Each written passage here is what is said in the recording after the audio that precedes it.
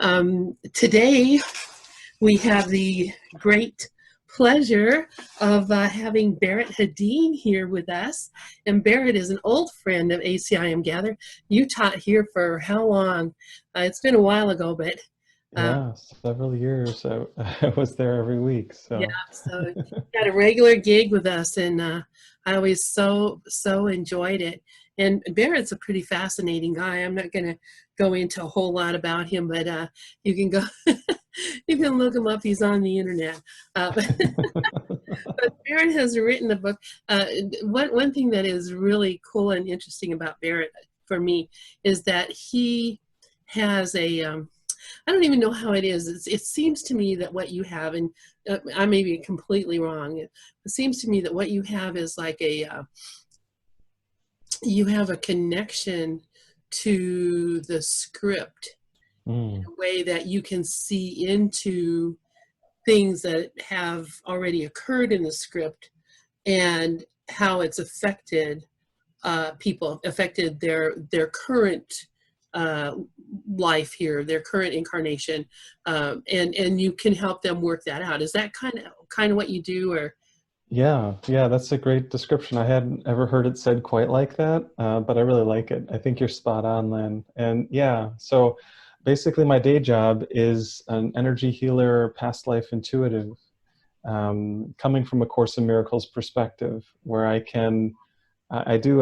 developed over the years my intuition, and now I'm able to basically tap in, like you said, to parts of people's stories. It could be issues from earlier in this lifetime. A lot of times it connects back to previous incarnations. So in my mind, it definitely connects with this thought that we are all one. And as we do our healing, these seeming barriers that seem to separate us, right? Your history looks different than my history. What's in your mind looks different than what's in my mind. Well, those are all just false barriers. And as we do our healing work, those barriers can start to soften and release. And that's that's what my experience is, and that's what I'm able to help people with. And this book that we're on here to talk about that just came out is called Forgiving All My Lives. The subtitle is Clearing Karma with A Course in Miracles, and it really shares my own healing journey. So the issues that I've had in my life that have come up, and things that I've kind of gone through on my own healing path. And then I sort of weave in the messages of A Course in Miracles. How does this apply to people following the path of forgiveness? And how do we come into peace more and more in our experience? That's really pretty cool. I really didn't know that you were working on that book, so it's kind of cool to me that you have it. But you've written a couple of other things too, and I know you're very free with giving them your books of poetry and basically discussions with Jesus is the way I look at it. Well, I think that is what it is. Yeah. You have written some of that stuff up, and it's really, really beautiful. And so you have that also, questions for Jay and the love that he gave me, and Yeah. poems for Jay. And then I see one here on Amazon, a spiritual journey through the chakras, which Mhm. that looks like, oh, it's a streaming, it's a spoken word thing. Very cool. Yeah. Um, I'm going to put the Yeah. link to this book that we're talking about today in the room so that folks can go and check it out if they want to. And Yeah. actually, another thing I'm going to do, and I hate to do this, I'm going to turn my camera off only because it takes up some bandwidth that I Yeah, no don't want problem. to. There, That's easier. I don't want to have any glitches here. So Beautiful. there's a link to go, and if you click on that link, if you go to Amazon, it's Amazon Smile, and if you buy the book, then part of the proceeds are given as a charitable contribution to the One Mind Foundation. So like, a tenth of a penny, but those add up. It's true. It's true. I always try to use that charitable giving too. It's such a helpful thing. It's awesome. So tell me about, what gave you the inspiration for this book, and what kind of, what is it about? Is it just, you tell me? I'm not going to ask you questions. You tell me. Yeah.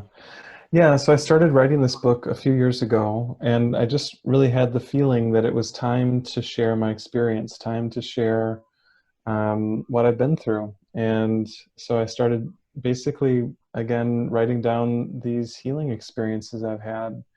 I started my healing path before I got into A Course in Miracles. I worked with a lot of different healers, and I studied different modalities of healing.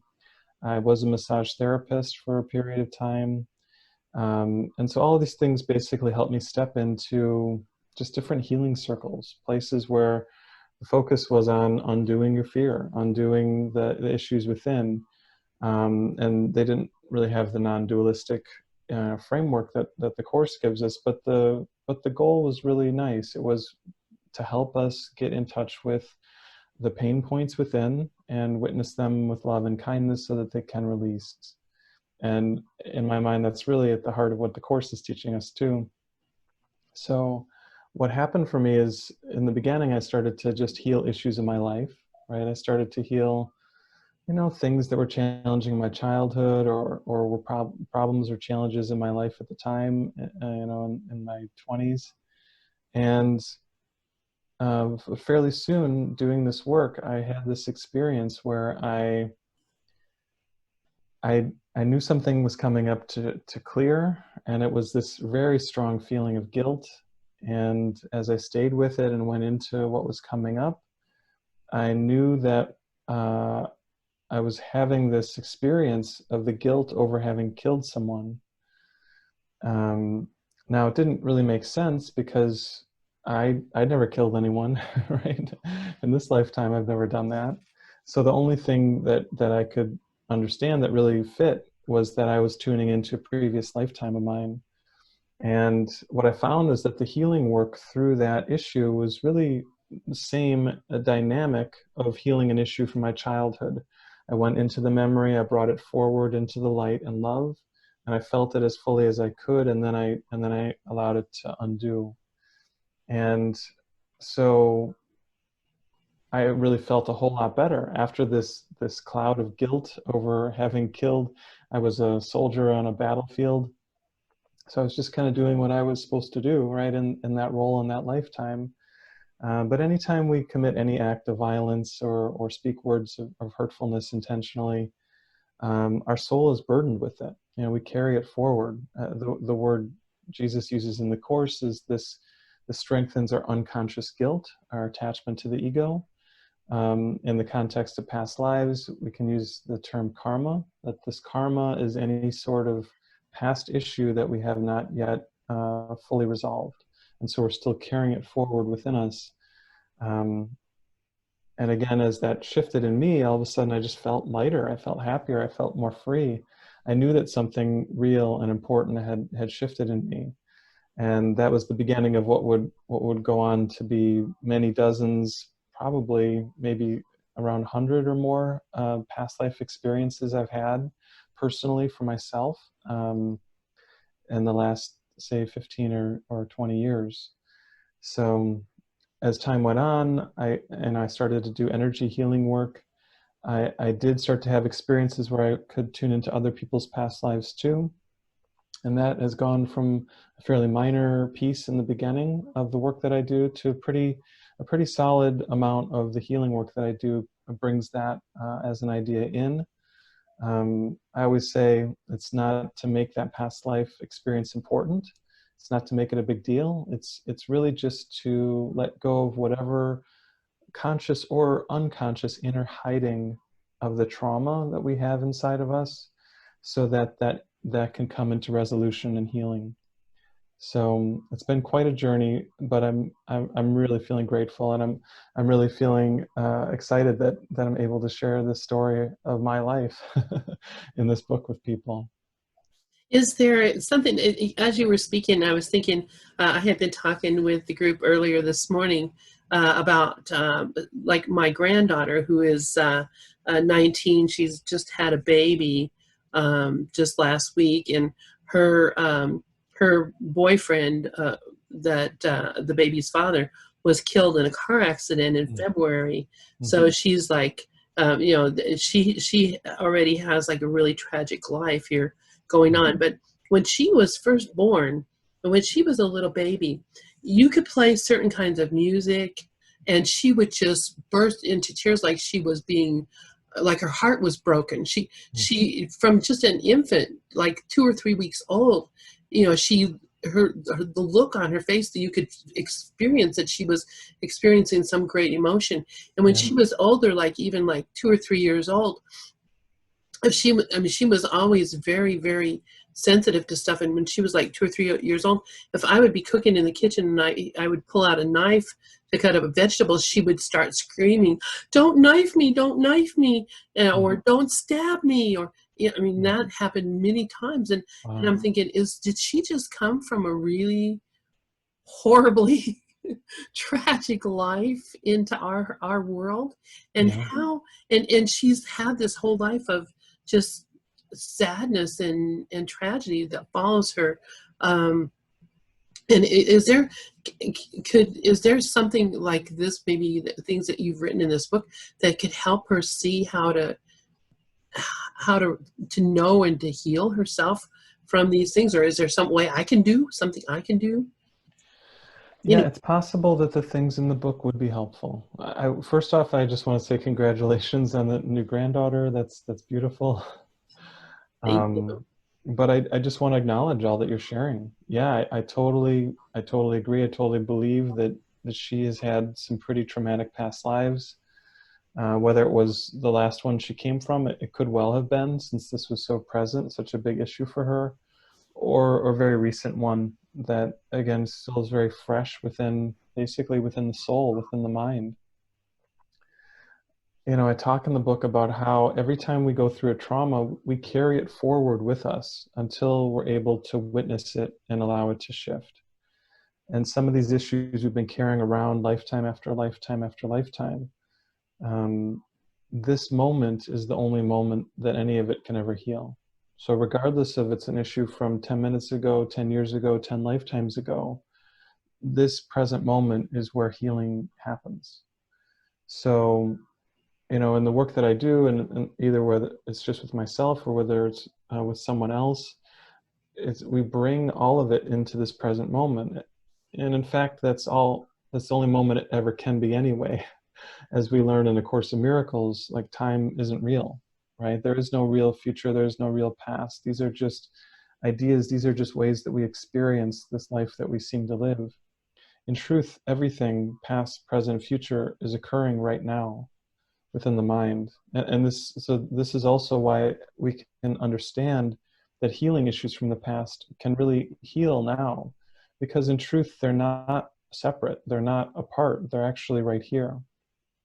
So yeah. I mean, ultimately, the core of what I recommend for working through issues like this is forgiveness, right? I go into the forgiveness practice of A Course in Miracles, which obviously you're very familiar with. And I give some other exercises too. I have about a half a dozen different exercises that people, even if you're not into non-dualistic, even if you don't know about the Course, you can practice these exercises to work on kind of moving through whatever's on the inside. Um, I would say that pretty much everyone has past life traumas. We've lived so many lives, and just if we look at what can happen in one lifetime and how difficult that can be, just try to imagine how that could be lifetime after lifetime, and to know that we're carrying forward everything from the past that hasn't yet healed.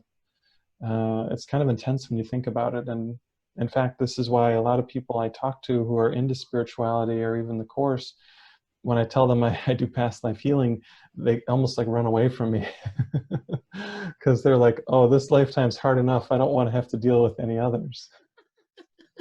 Uh, But I would say that you're already dealing with them, whether or not you're conscious of what's going on. You're already dealing with that. Your karma is already it's with you. You know, this unconscious guilt that's in the mind is here, and this is why I think it's helpful. Is because if we bring these things forward, we can look at even traumatic or painful situations with kindness and with love and with calmness. And that's how they heal, right? Love is the answer to every issue that this world has ever experienced. That's absolutely true, and that's absolutely perfect. So how do you know? I'm sure you get asked this all the time. You know, how would I know that what I was experiencing had something to do with a past life, or if it was just some imaginary story that I made up in my mind? How? Of course, I guess a past life is an imaginary story I made up in my life. I guess you're.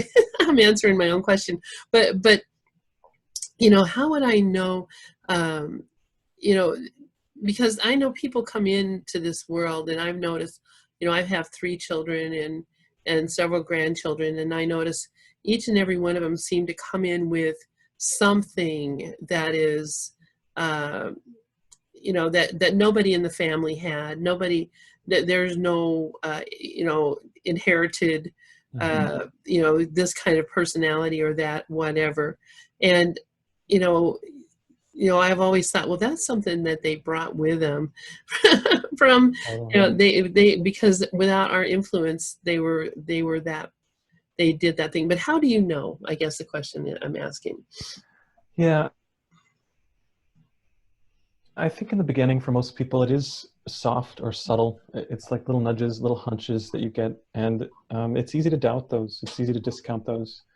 Um, as you kind of work with this, what happens is those nudges get stronger and stronger. Those knowings get more and more clear. Sometimes people will visit a place and they have a deep sense of familiarity, even though they've never been there before, at least in this lifetime, right? So that could be a sign that, hey, you lived here a long time ago. If that's a positive association, you probably had a really good lifetime there, or a happy lifetime. If it's a scary or fear-based experience, then it may well be that you had something negative happen to you in that place before, and your soul remembers it. You're, you know, on some level, you know that, even though you might not really know what the story is or anything about it. Um, so other times people have dreams, people have senses, people just know. One of the other dynamics around past lives is that our soul remembers the past life relationships we've had.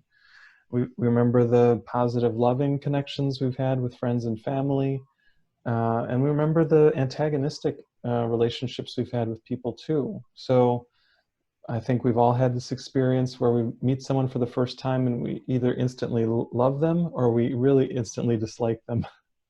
And these are signs of a past life connection too. So, you know, how does that fit back to our forgiveness work? Well, if you meet someone and the first reaction you have is you just can't stand them and you really don't know why, but something about them sets you off. Well, you don't necessarily need to know why. You don't need to have the story of the past life in order to do your healing work on it. You can forgive that discomfort even without understanding the whole context of the situation. Now, sometimes the context will come forward. Sometimes you'll have a flash or an image.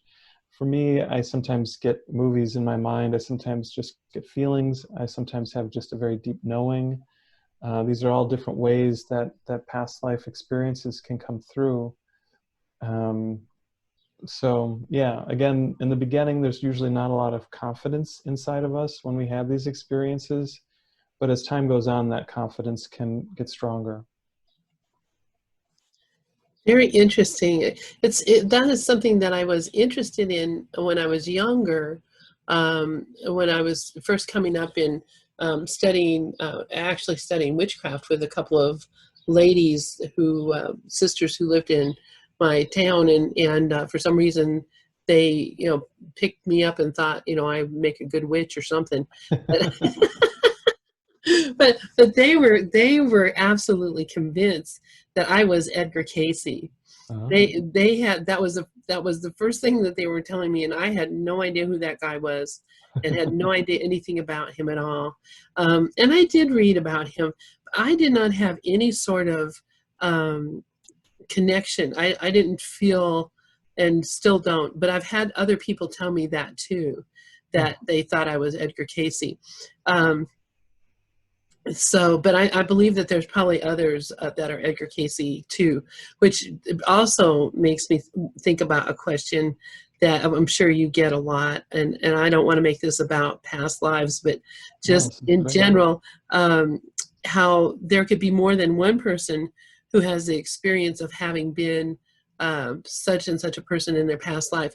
As you know, there are many people who claim to have been Thomas in a past life, and you know, I can't say that any one of them is lying. Maybe they all were in some other iteration of the dream.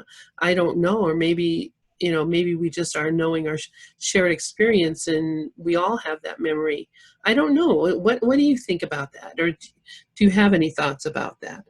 Yeah, well, it really fits with a concept that Arten and Persa talked about in Gary's books, which is that as time goes forward, in between incarnations, a soul can split. So, um, you know, the person who was Edgar Casey, that soul may have split after his lifetime, and multiple people could then incarnate and have the same memories of Edgar Casey or any other person, Thomas, for that matter. Um, it sort of brings me to my big caution around past lives, which is that I think it's very easy to make too big of a deal of them. And basically, you know, increase our bodily identification by just identifying with a different body. You know, we're very identified with the body we think we are, right? I'm very identified with Barret. And it would be very easy for me to you know, really get into a past life story and basically now have a very strong investment in this other lifetime too. But for me, I don't think that's really useful. I mean, I think it's fascinating, and I think a lot of people are really interested in that. But for me, past lives are only useful in as much as they're helpful on our healing journey. So for me, the part that really comes forward the most are the emotional traumas, basically the emotional issues, the stuck karma, the stuck unconscious guilt. Just like as we go through this life, and again, we clear and heal our issues from growing up, um, we can do the same thing with our past life stories. So, um, yeah. And a lot of time it's the guilt. I mean, that's all it is. And that's what you were just Hmm. talking about earlier. It is the guilt that we're carrying forward. It's not the story of, you know, my happy life and all the good things I did for, you know, my lifetime. It's all the things that I didn't get done that somehow or the other I, you know, look back and say, oh, I could have, especially in hindsight in your life. And I think as you become, you know, maybe closer to death, or, you know, older, or, you know, not everybody dies with old, but that you do begin compiling in your mind a story of all the things that happen in your life that could have been done differently. And you begin assembling that big block of guilt for the things you neglected, or the things that you didn't do right, or the things you wish you know, had done differently, or, you know, all that you bring it all into your mind and your memory as you're, you know, getting older. And unless you can resolve it, there really is no resolution for it. And, you know, if you die with all that in your heart, then I can see that it's going to continue on with you in the next place that you go. Because, you know, we don't just die and go to heaven or hell, which, you know, thank God for that. But you know, we do leave these bodies and go on to, we continue our life. We don't stop living. So, you know, going into another life, you know, makes sense that, you know, we maybe bring things with us that we could have let go before. And that also says, maybe now is the time to look at letting go as Yeah, much as yeah, possible so you don't drag it with you. Uh, exactly. Yeah, because this moment is always the opportunity for healing. And I think what you said is awesome because, yeah, we can totally have, grudges or grievances or should-haves that we sort of, layer on top of ourselves from things we've done yesterday or last year or whatever. And those are perfect opportunities for healing. Um, the more that we can come to see our perfect innocence, those things will just melt away. Um, which really just ties in with that idea of moving above the battleground, right? Lynn can beat herself up over some things you did or didn't do or did or didn't say. But when you really move to the Christ that you are, well, there's not really a problem there. Sure, on a bodily level, things didn't always go well. Well, that's what the bodily level is for, right? This level of form is here to prove that the separation is real. It's here to prove that something bad can happen, something bad has happened. But we know that that's all just the ego's big falsehood that we're learning to undo. So every time we shift that perspective to that higher realm and look back down at our life, it gets easier and easier to let go of those heavy, sad feelings we have about what might have been or all those types of things. And that's the other really good thing about this sort of work is that whatever we get done, whatever we clear inside of ourselves, we don't have to deal with that again. So we don't carry that forward. If we do have another lifetime or many lifetimes after this, the karma that we have healed and undone, the guilt within that we have forgiven and released, that is done, right? That's off the ledger, right? The accounting ledger. We've just wiped that clear. And it's a real blessing because really no one wants to carry guilt forward with them, but we all do in some way, and that's where the healing opportunity is. Absolutely, absolutely. And I look right now at the state of the world and the things that seem to be happening that seem to be so like really overkill as far as, we thought things were bad before, and now it's like every day it's like a new plague is on us. And, it seems to me that, this is really being offered up as an opportunity for those, all of us, to clear this collective guilt that that has been piling up and piling up here. And we, as Course in Miracles students and teachers, we have a unique opportunity here to I don't even consider it just working on ourselves, although there's a lot of people who are still just working on their self. But I think it's time now for the Bodhisattva. I think it's time now for we, the teachers of A Course in Miracles, to become the teachers of God that we are and the miracle workers that we are, and start working to dissolve some of this collective guilt. And of course that starts within our own self. But we, in my opinion, we have to be as clear can be about what we really believe, because we have to be ready to look at this aberration of our existence and say, stop, it doesn't exist, it's not real, and I will not buy into the fear that's being presented to me right now. I am now calling on the Holy Spirit to break this spell of guilt and shame that we've been experiencing as a race, as beings, living beings, and help us to break loose from this world. I see we're being presented with a huge opportunity here, and it's not enough to stay at home. I mean, I'm not saying go out and preach the Course in Miracles. I'm saying do the work. Because the only place it can be healed is in my own mind. Yeah. The only healing that can happen is in my own mind. And when I'm healed, I'm not healed alone. So, let's get on to it. And, I think it's time for, learning how to forgive our past lives and, clear our karma. I think it's essential that we start doing that as a practice, not that we're not that people, I'm not accusing people of not doing it. I'm just saying, if you've been hesitant or you haven't been doing it as much as you you can, let's get her done. I'm tired of this world the way it is. Aren't you? I am, and I think it's good to be tired of this world the way it is, because otherwise we do get complacent, and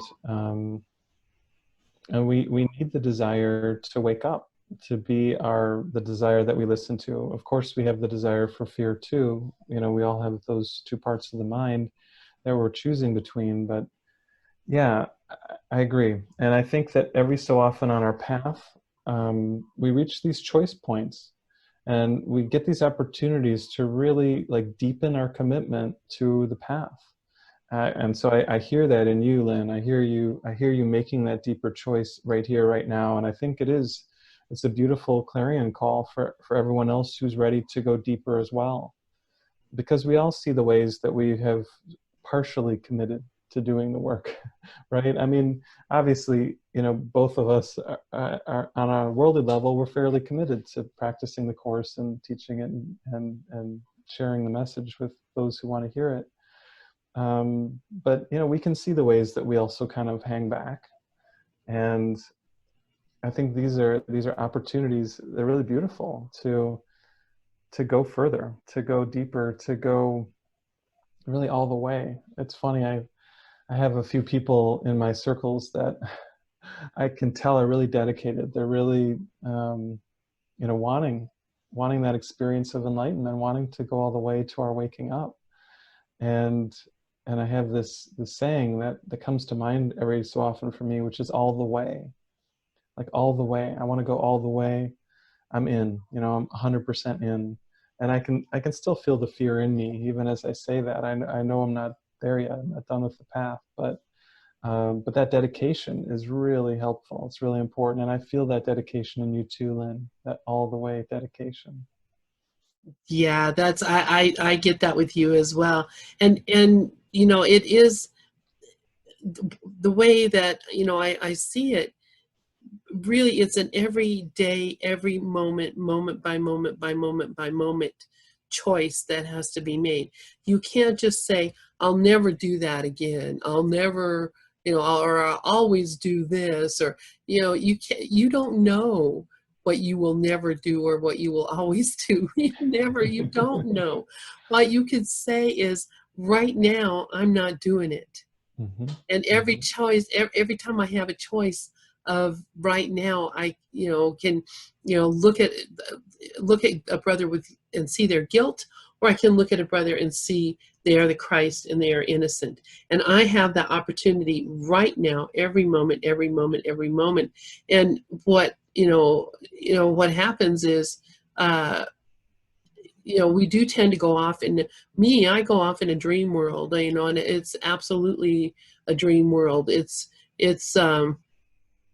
when I wake up from it, I'm always stunned, how did I get caught up in, whatever, watching a television show and not having any, buying into the story and the guilt and the goodness or the badness of whatever, I go into, judging and fearing and all kinds of things without even noticing it, Mm-hmm. And then when I do wake up and recognize, well, wait a minute, what am I doing? Of course, then I tend to, go into guilt, well, you should have been paying attention to your mind. But, but that's also a trap, because right there. So, it's just, it's a moment by moment thing. And I think, thank God, there's, you're here doing it too. That, you know, we're together in this joint venture, Hmm. um, that is is for all of us, and having that connection. I know I was going to ask you about that, your connection with Jay, with Hmm. Jesus, and you know, is it something that you've always had? Is it something that came to you later on, or you know, I just got a feeling about you that you were probably kind of like me in a lot of ways when you were a kid, maybe kind of dreamy and intuitive and um, Yeah. not real down to earth. Yeah, I got called an old soul a lot when I was a kid, which I think is that's the kind of thing we're talking about here. Mhm. And interestingly, I didn't have a whole lot of this connection to Jesus when I was young. My spiritual path really started in my 20s. I did have some experiences with meditation, or and looking back at my path, I had some intuitive knowings about things even as a young child, but I kind of suppressed a lot of that until I got on the path more as an adult. And I really started by tuning into intuition. That was the first part of my journey in my early to mid 20s, and I got pretty good at asking in and getting guidance in the world for things, which was nice.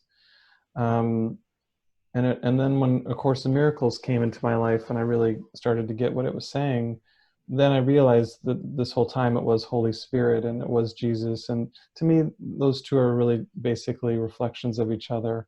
And Jesus is the worldly form of Holy Spirit. Um, but yeah, they're both just symbols of the light of God. So I have had some interesting Jesus experiences in addition to the channeled book, which my first one was Questions for Jay. Um, Around the time of that book, I was helping a friend of mine who had cancer, and his cancer was progressing very quickly. By the time he had it identified, I think it was already stage 4, and he only lived a few months after that. Um, he didn't have a lot of family or really any family nearby. His family was all out of state. So I ended up being the person who could help a lot with the things he was going through, going with him to the hospital and helping him get into a nursing home when he needed to do that, and those sorts of things. And I remember, this again all going on almost day after day for months. Something going on with Tim.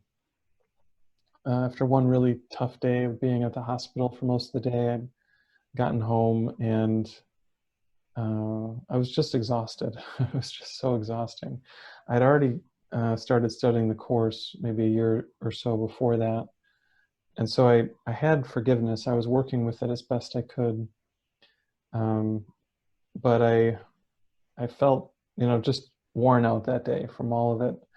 And so after I'd had some food to eat, I was washing the dishes in the sink, and I was just standing there with my hands in the dishwater, and I was just so heavy and sad, and I started to cry. I started to just let myself cry. And so I was just crying there while I was uh, at the sink, and all of a sudden I felt arms enfold me, and I knew that Jesus was standing behind me and holding me. And I just let myself keep crying while I felt him holding me. And eventually it wound down, and I just felt a lot better. I just had this really deep knowing it was all going to be okay.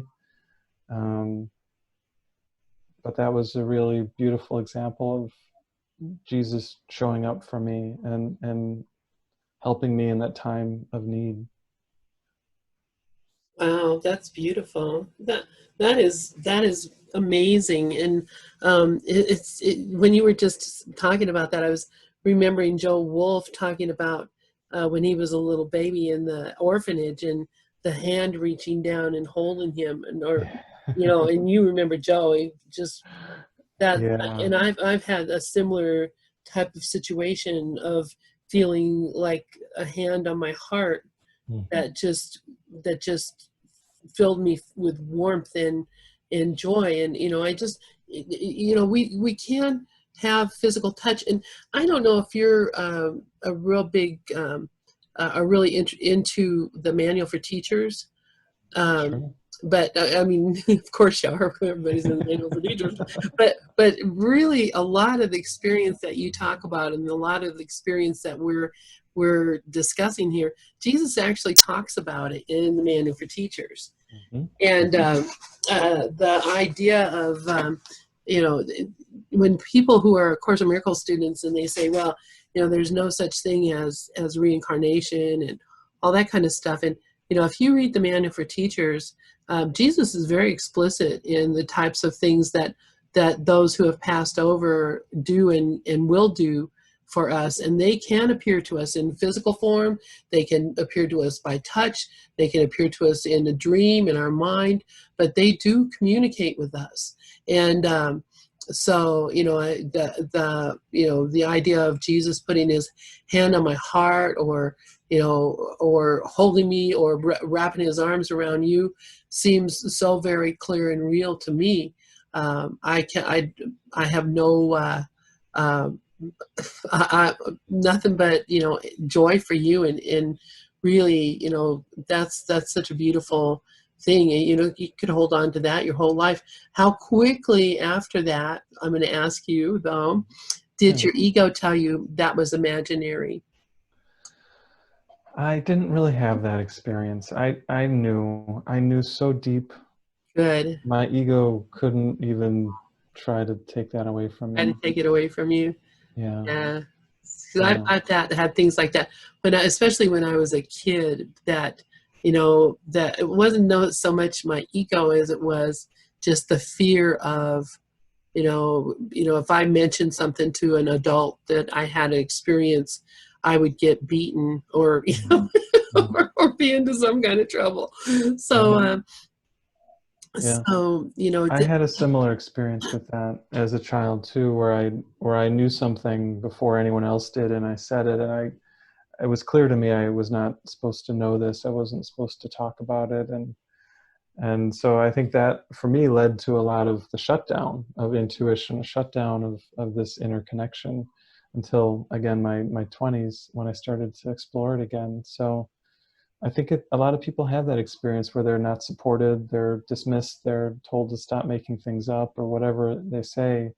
So yeah, it's not easy, but I can relate.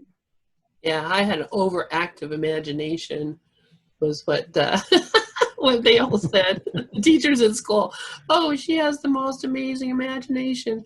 No, I was seriously not imagining a lot of stuff. I was Mm. thinking and seeing, but learned how to hold that close to myself. And I did have a lot of the ego telling me that really didn't happen. And I had to actually go into doing a practice that I didn't really read this exact practice, but I read a practice, and it evolved in my mind to be a practice of just like going into meditation and looking at a time in my life when I've been felt connected to the Holy Spirit, when I've heard the voice of Jesus, but it's sometimes just remembering back in my past and my childhood, all those times that I just buried because there's you know I was being told it was imaginary, and just Mhm. to go and to look at those and to bring them up in my mind, and to remember the feeling of that connection, and acknowledge that that little child was not being a liar, Mhm. that that little child was actually valid with that situation. And then to actually feel then the the connection that comes from it, because it was something from the spirit world talking to me. Yeah. And I said no and shut it down.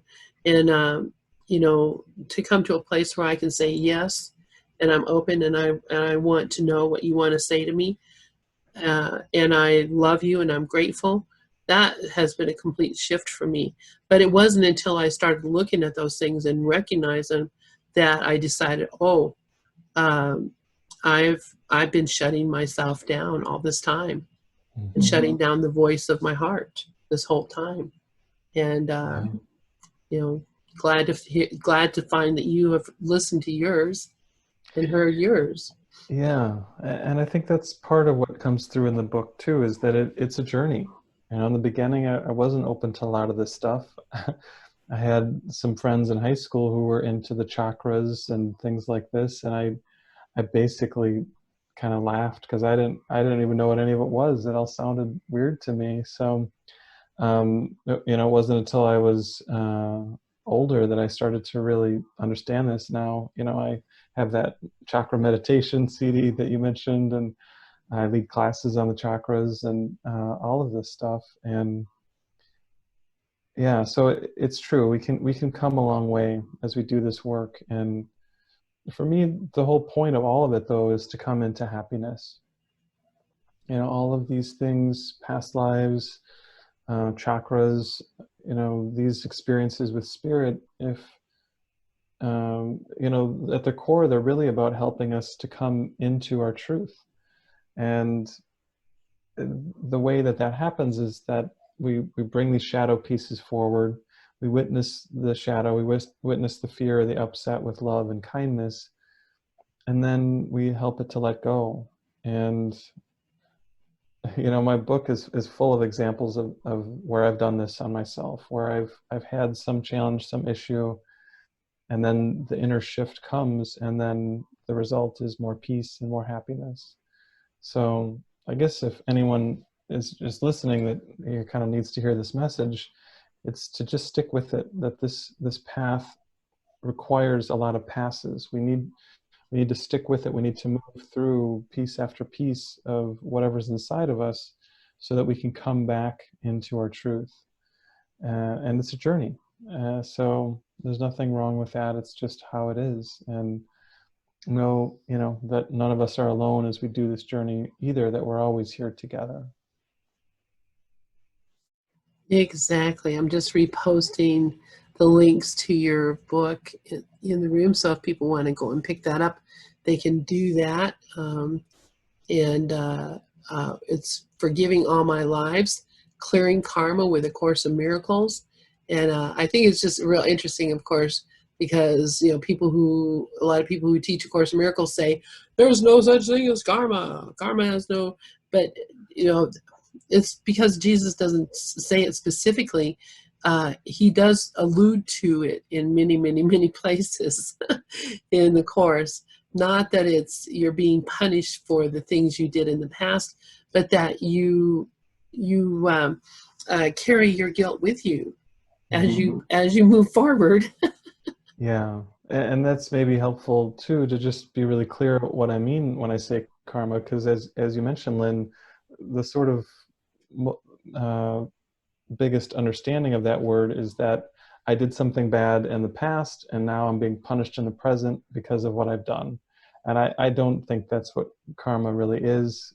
As you just said, karma really, my take on it is any issue that is unresolved inside of us, any trauma, any emotion that hasn't fully cleared, any issue that is still weighing heavily on us, is part of our unconscious baggage. And again, as you said, the Course doesn't use the word karma, but I would say that that understanding of karma is really the same as the term unconscious guilt, that we all carry this unconscious guilt in us. And to really put it in the context of A Course in Miracles, these issues from these other lives are not the deepest problem that we have, but the deeper problem under all of them is the belief in separation. That belief in separation is at the core of everything that we do. But just like, again, it can be helpful to unearth memories from the past as we go down into our inner pains. Sometimes the sort of middle layers that we have inside of us it's important to witness them and bring them into the light in order to get to the deeper root of knowing that we're not separate from God. We can't be separate. Basically, all these separation stories that these lifetimes represent, we need to be willing to witness them. Not that we need to look at every past life or every problem we've ever had, but we also can't be afraid to look at any of them. And, so that's the kind of fine line we want to find as we do this work within ourselves, is not to deny things out of fear, but not to also get stuck in them by just sort of being overly into the stories or the details. Sometimes in the healing work, I use an analogy around this topic, which is that if you think of the healing journey as exploring outer space in a spaceship, as you do when you're in a spaceship, at some point you come up to a planet, and the choice that you have at that point is, whether you need to go down onto the surface of the planet or not. And so in this analogy, as we come into awareness of some of our issues in our life, those issues could be represented by this planet. As we get closer to the issue, the question is, do I need to go deeper within? Do I need to go into the details of the story of what's underneath this? Or is it enough just to sort of scan it from outer space and then move on to the next planet? And that question can't be answered by us, right? That question can only be answered by Holy Spirit. Holy Spirit knows if it's helpful for us to look at the details while holding his hand, or whether just knowing the topic is there is enough and we can hand it all over to the Christ and let it go. So yeah, and the same is true with past lives and with any other issue that we're going through. Well, I think for me, it's, I turn my camera back on. For me, a big part of it is, as Jesus asked us, which part of it do you want to hold onto? What are you willing to let go, and what are you not willing to let go of? And so it's a decision on my part to, whether something is more valuable to me than salvation. And a lot of times guilt seems to have a great value. It seems to be meaningful. It seems to give me meaning or make me seem like there's something important and special about my life. And not because I'm feeling guilty, but because it gives me a kind of power that I really don't have. Guilt gives me a power, and the power that it gives me is a power to say, what God made wasn't good enough. And there's something wrong with what God made. And I am, the only way that I can know that is because I know more than God. And, I'm willing to point out to him his mistakes. It's true. It's so helpful to see that, right? I mean, again, this is what Jesus is asking us to do, is to notice the way that we are unconsciously holding on to guilt, holding on to fear, right? The attraction of guilt, the attraction of death, these things that we think we don't want, we'd rather let go of. A part of us is desperately clinging to.